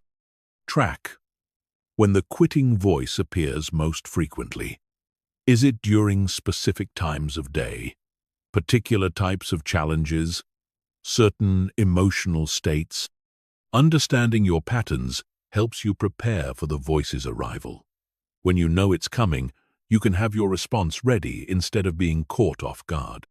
The quitting voice gets desperate when you're close to breakthrough. It knows that persistence leads to success, so it intensifies its efforts when you're nearest to your goals. Many people quit right before their breakthrough because the voice becomes loudest when victory is closest. Recognize this pattern and use it as evidence that you should continue, not quit. Replace the quitting voice with a persistence voice. Train your mind to automatically respond to difficulty with thoughts of determination instead of defeat. When challenges arise, instead of hearing, "This is too hard," train yourself to hear, "This is making me stronger." Instead of, "I should quit," hear, "I should persist." This mental reprogramming takes time, but transforms your default response to obstacles. Some days the quitting voice will be barely audible. Other days it will feel overwhelming. This variation is normal. Don't be discouraged when the voice is loud. Don't become overconfident when it's quiet. Maintain consistent action regardless of the voice's volume. Your persistence should be independent of your internal noise level. The quitting voice often disguises itself as practical advice. Be realistic about your limitations. Accept that some things aren't meant to be. Focus on easier goals. But these aren't practical suggestions. They're sophisticated forms of surrender. True practicality involves finding ways to overcome obstacles, not reasons to avoid them. Create rituals that strengthen your resistance to the quitting voice. Read inspiring stories of people who persisted through similar challenges. Review your past victories over adversity. Visualize your future success. Remind yourself of the price of giving up. These rituals build mental antibodies against the quitting voice's influence. The strongest people you know still hear the quitting voice. They're not immune to doubt, fear, or resistance. They've simply trained themselves not to obey these feelings. They've learned that the voice is temporary, but their goals are permanent. They've discovered that persistence through discomfort leads to pride, while quitting leads to regret. Stop negotiating with the voice that says give up. Stop entertaining its arguments. Stop considering its suggestions. Recognize it as the enemy of your potential and treat it accordingly. The moment you hear it, take action toward your goals. Movement silences the voice. Progress defeats it. Persistence makes it irrelevant. Your mind will serve your goals or sabotage them. The choice is yours to make every single day. Chapter 12. Create non-negotiable standards for yourself. Standards are not suggestions. They're not goals you hope to achieve. They're not ideals you aspire to reach. Standards are the minimum acceptable level of performance that you demand from yourself in every situation. They're the foundation of your character, the benchmark of your integrity, the line you will not cross regardless of circumstances, emotions, or consequences. Most people live without real standards. They adjust their expectations based on their mood, their circumstances, their energy level. When they feel good, they expect more from themselves. When they feel bad, they lower the bar. This inconsistency creates an unreliable character that others can't trust and you can't respect.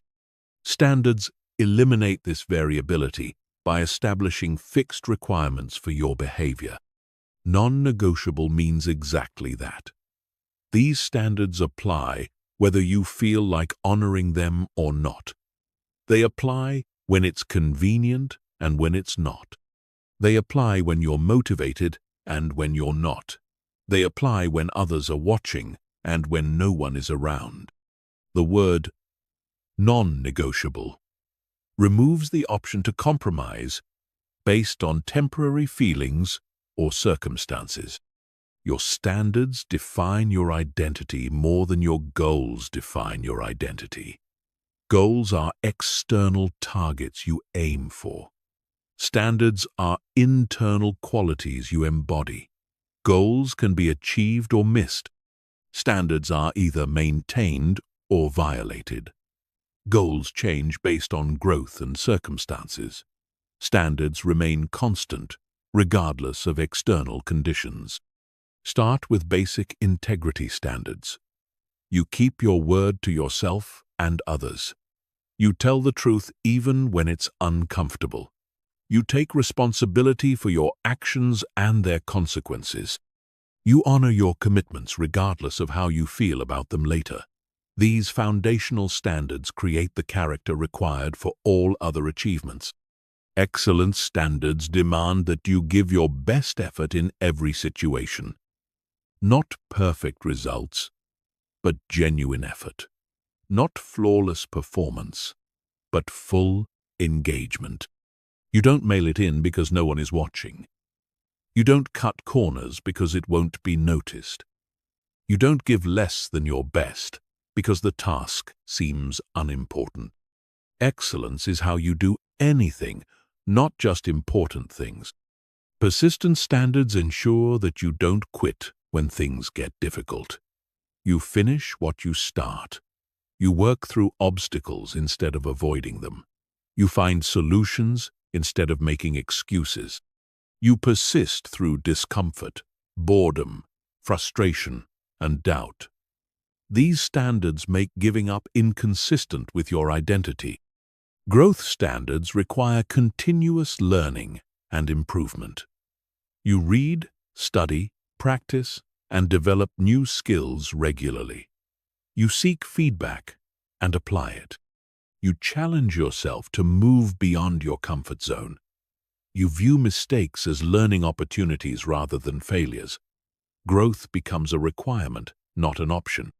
Health standards protect your physical and mental well-being. You maintain consistent sleep, exercise, and nutrition habits. You manage stress effectively. You avoid substances and behaviors that compromise your health. You prioritize recovery and restoration. These standards ensure you have the energy and clarity required for everything else. Relationship standards govern how you treat others and how you allow others to treat you. You communicate honestly and respectfully. You honor your commitments to others. You set healthy boundaries. You invest in meaningful relationships while avoiding toxic ones. These standards create a supportive environment for your growth. Write down your non-negotiable standards in clear, specific language. Vague standards are meaningless standards. Instead of, "I will be healthy," write, "I will exercise for 30 minutes every day." Instead of, "I will be honest," write, "I will tell the truth even when it costs me something." Specificity makes standards actionable and measurable. Your standards should challenge you, but be achievable consistently. If standards are too low, they won't drive growth.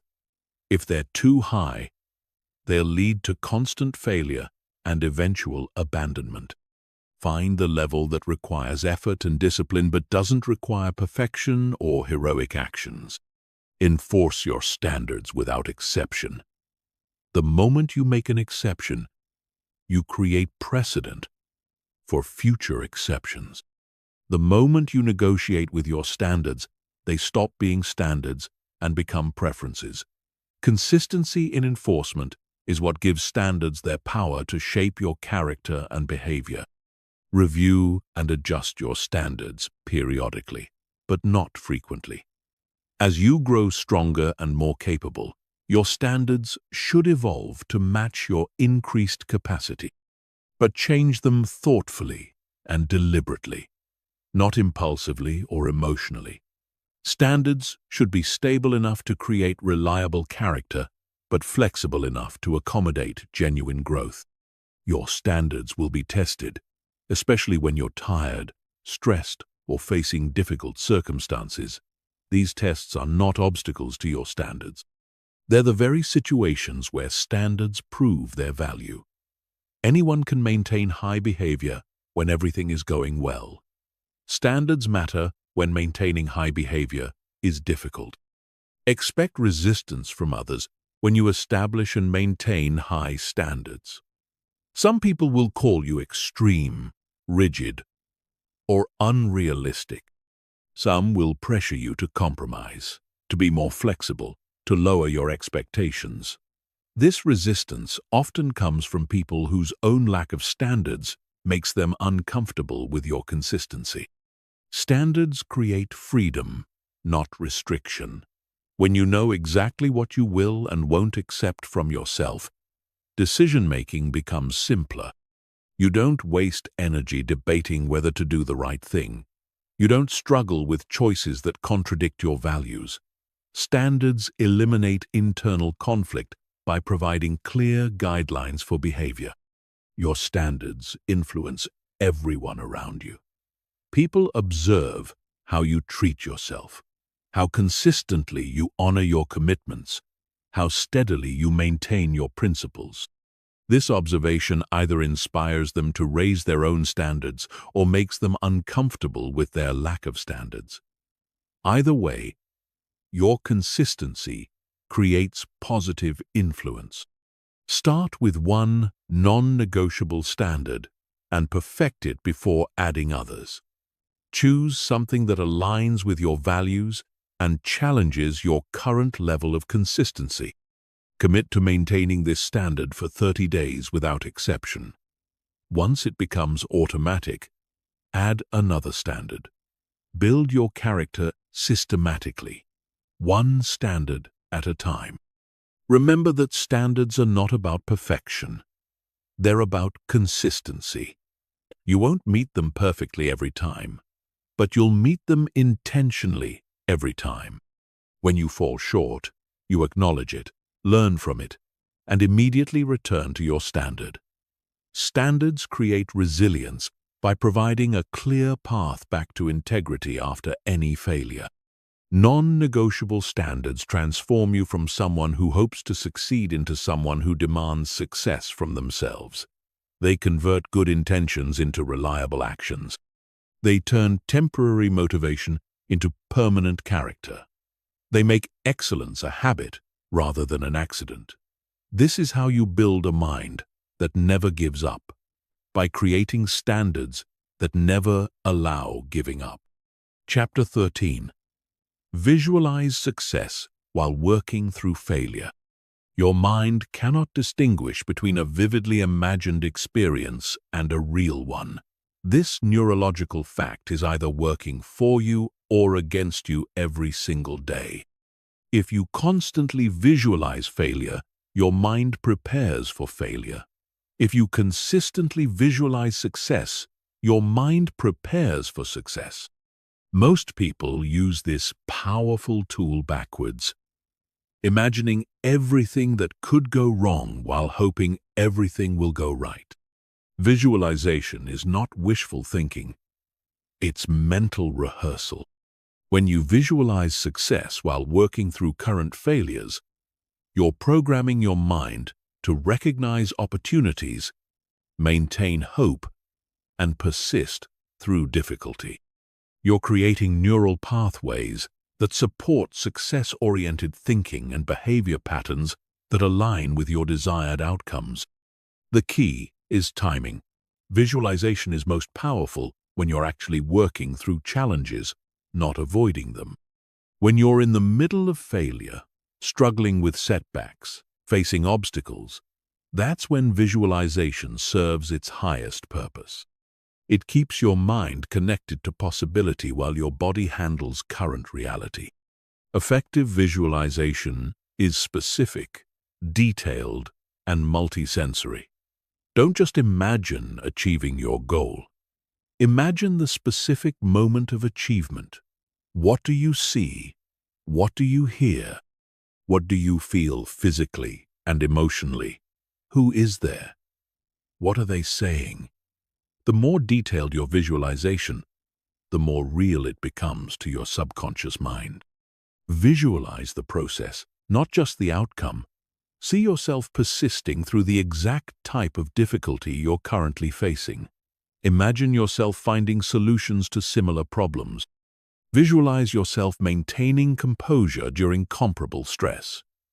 This process, visualization, builds confidence in your ability to handle challenges and reinforces your identity as someone who persists. Use visualization to rehearse your response to future obstacles.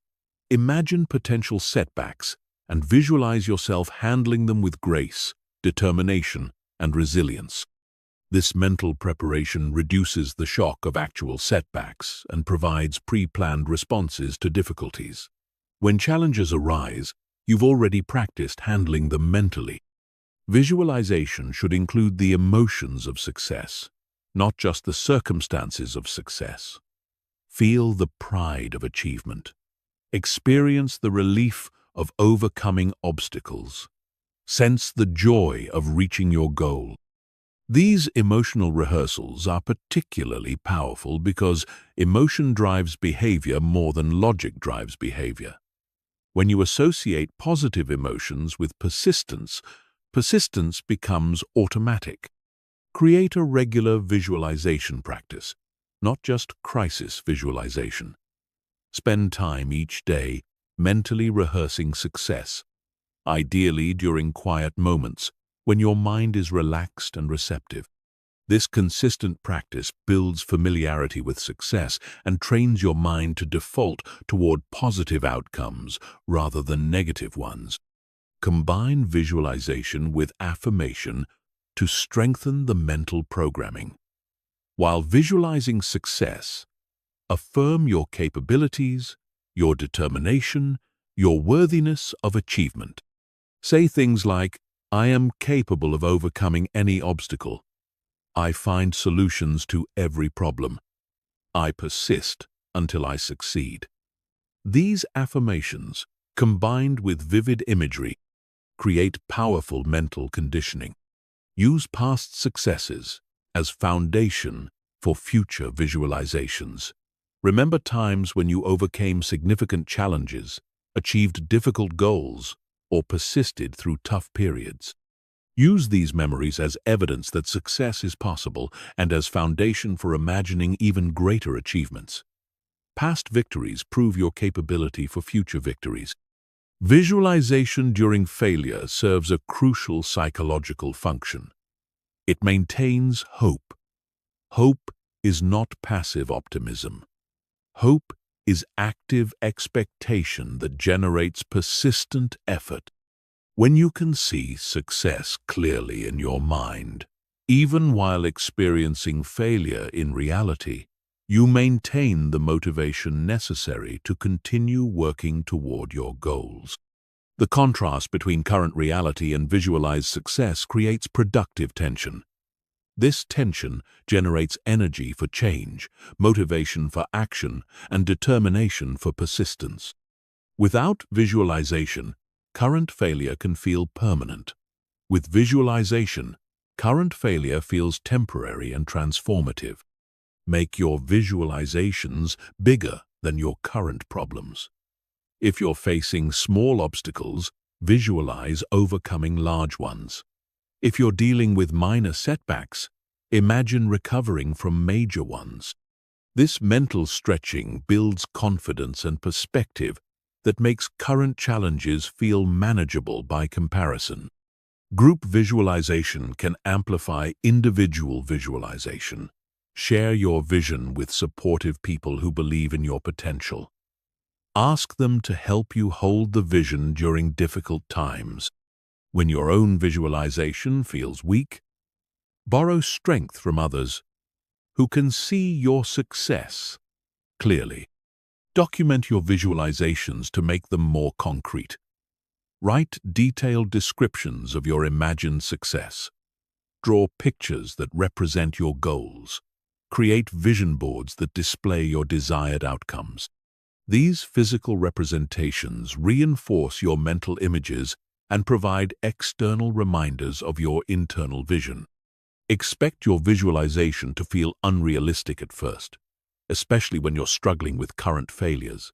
This disconnect between imagination and reality is normal and necessary.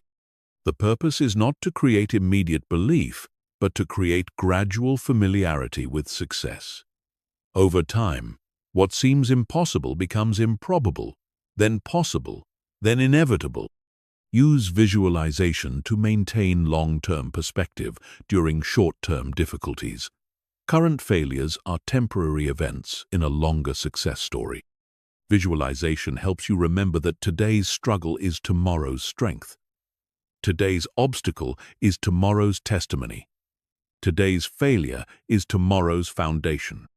Remember that visualization without action is delusion, but action without visualization is often misdirected. You need both clear vision and consistent effort. Visualization provides direction for your action. Action provides foundation for your visualization. Together, they create the unstoppable combination of knowing where you're going and being willing to do what it takes to get there. Your mind is either imagining success or imaging failure. There is no neutral visualization. Choose to fill your mind with images of achievement, persistence, and victory. See yourself succeeding while you work through current setbacks. This mental programming will influence your emotions, direct your actions, and ultimately determine your outcomes.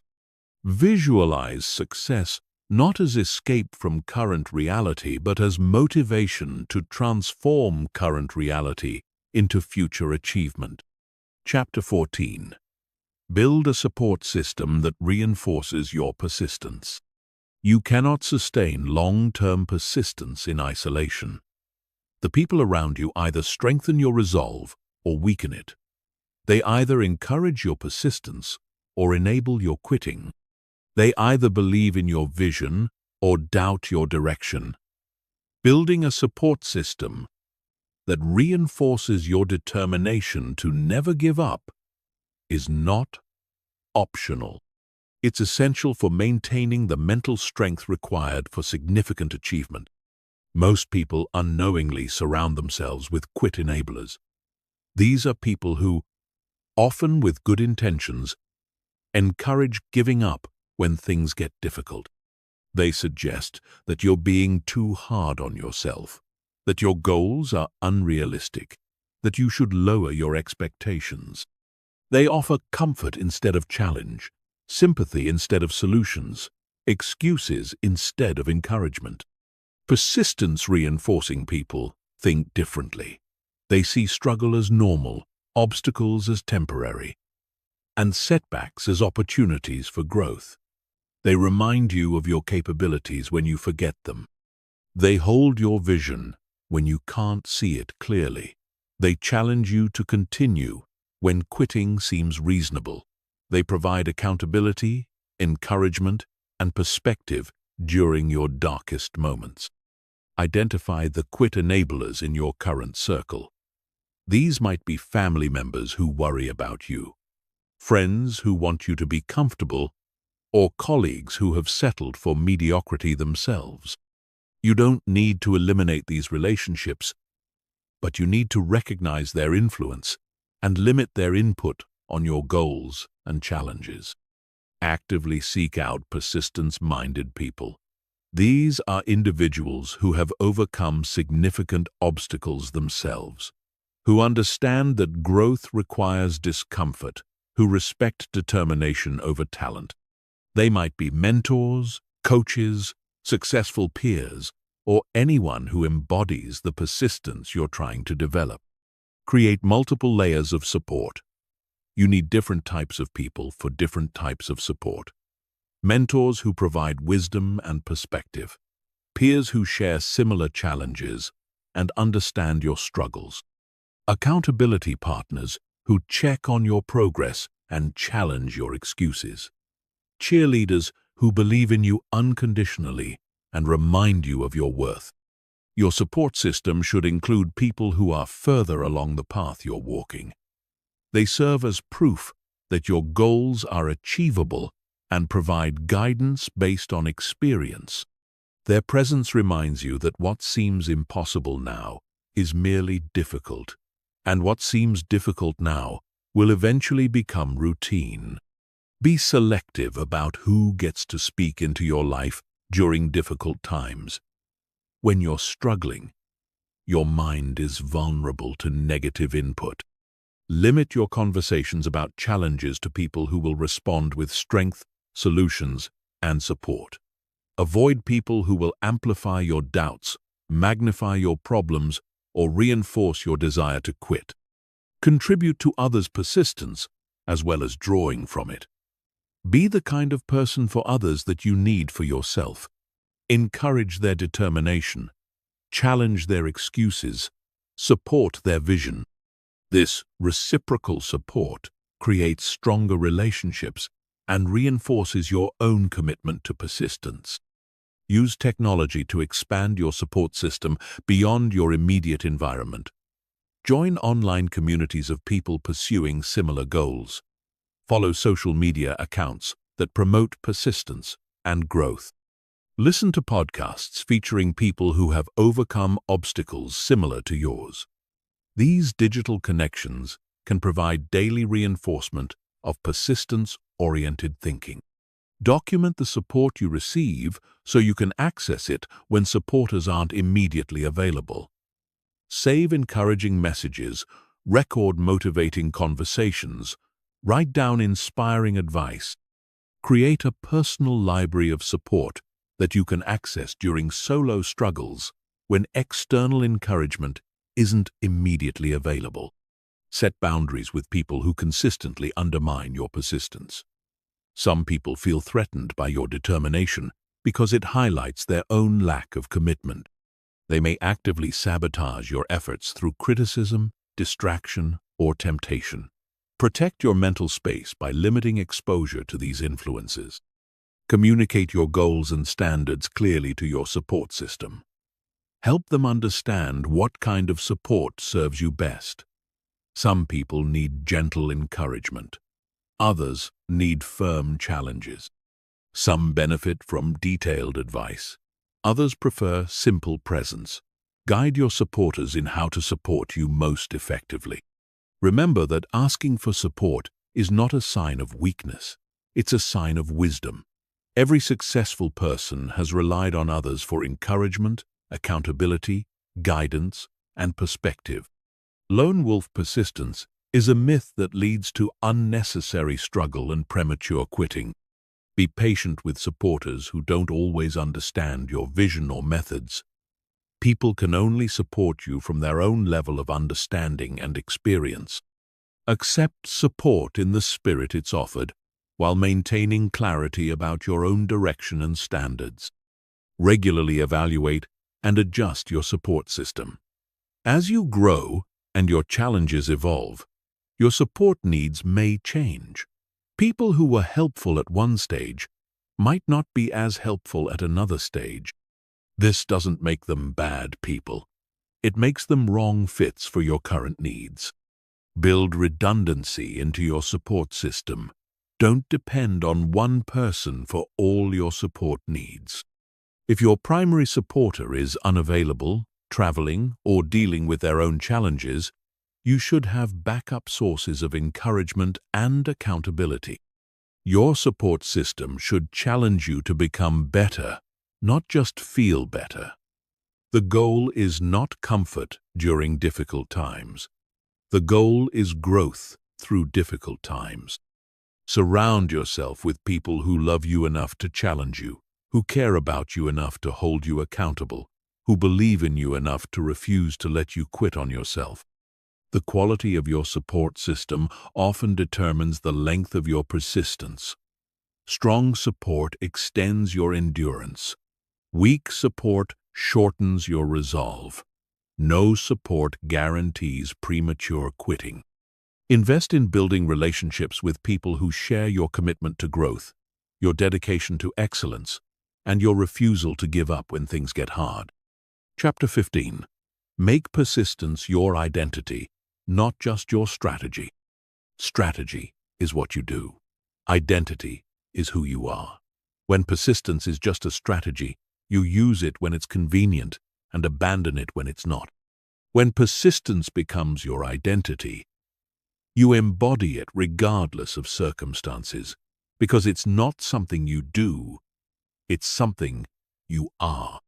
This shift from strategy to identity is what transforms temporary determination into permanent character. Your identity determines your actions more than your intentions determine your actions. If you see yourself as someone who quits when things get difficult, you'll find ways to justify quitting. If you see yourself as someone who persists through challenges, you'll find ways to continue. Your behavior aligns with your self-concept automatically and consistently. Most people have a quitter identity disguised as reasonable behavior. They quit jobs when they become challenging, relationships when they require work, goals when they demand sacrifice. They rationalize these decisions as being practical, flexible, or self-aware. But in reality, they've built an identity around avoiding discomfort and abandoning difficulty. Building a persistence identity requires changing the story you tell yourself about who you are. Instead of, "I'm someone who struggles with follow-through," you say, "I'm someone who finishes what I start." Instead of, "I tend to give up when things get hard," you say, "I get stronger when things get hard." Instead of, "I'm not good at sticking with things," you say, "I'm the kind of person who persists until I succeed." Your persistence identity must be based on evidence, not just affirmation. Empty self-talk without supporting actions is meaningless. You build identity through consistent behavior that proves your character to yourself. Every time you persist when you want to quit, you're adding evidence to your persistence identity file. Start small to build identity systematically. Choose minor situations where you can demonstrate persistence and use them as identity-building exercises. Finish books you start reading. Complete workouts, even when you're tired. Honor commitments even when they become inconvenient. These small demonstrations build the foundation for larger persistence challenges.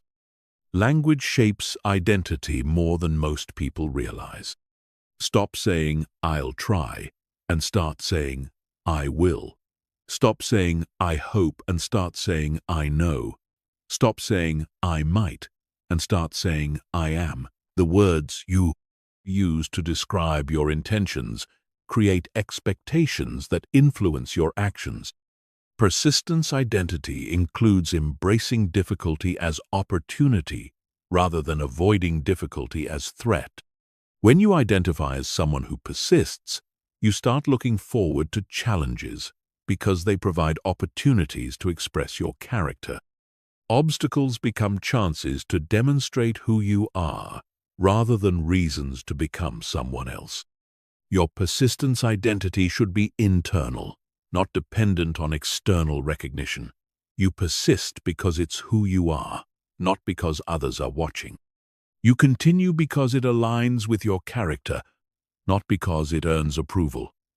This internal orientation makes your persistence sustainable regardless of external circumstances. Collect and celebrate persistence evidence regularly. Keep a record of times when you persisted through difficulty, overcame obstacles, or achieved goals through determination. Review these experiences frequently to reinforce your identity as someone who doesn't give up. This evidence becomes the foundation of unshakable self-confidence. Surround yourself with reminders of your persistence identity. Use visual cues, written statements, or symbolic objects that reinforce who you are. These external reminders help maintain internal clarity about your character, especially during moments when persistence feels difficult or uncertain. Your persistence identity must be tested to become real. Untested identity is just theory. Tested identity is proven character. Welcome situations that challenge your persistence because they provide opportunities to prove your identity to yourself. Each successful test strengthens your confidence in your character. Defend your persistence identity against internal and external attacks. Your old quitting patterns will try to reassert themselves. Other people may question your determination or suggest you should give up. Recognize these as attacks on your identity and respond by demonstrating your character more strongly, not by explaining or justifying it. Persistence identity creates consistency across all areas of life.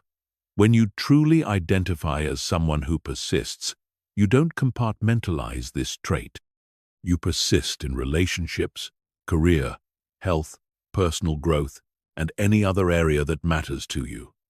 Identity creates holistic change, not isolated improvement. The ultimate test of persistence identity is what you do when no one would blame you for quitting. When circumstances are genuinely difficult, when progress seems impossible, when continuing appears irrational, that's when identity matters most. Strategy fails under extreme pressure. Identity holds under any pressure. Remember that identity is not fixed permanently. You can change who you are by changing what you do consistently. If you've been someone who gives up easily, you can become someone who persists determinedly. But this change requires more than wishful thinking. It requires consistent action that proves your new identity to yourself. Make persistence non-negotiable by making it central to your identity. When quitting contradicts who you are at your core, giving up becomes unthinkable. When persistence aligns with your deepest sense of self, continuing becomes automatic. This is the ultimate victory. When never giving up stops being something you have to remember to do and becomes something you couldn't forget to do, your mind will never give up when giving up contradicts your identity. Train your mind to see persistence as fundamental to who you are, not optional based on how you feel. Build evidence of your persistence character through daily actions. Defend this identity against all attacks. Live this identity regardless of circumstances. This is how you create a mind that is literally incapable of giving up, because giving up would require becoming someone else, and you know exactly who you are. Someone who never, ever gives up.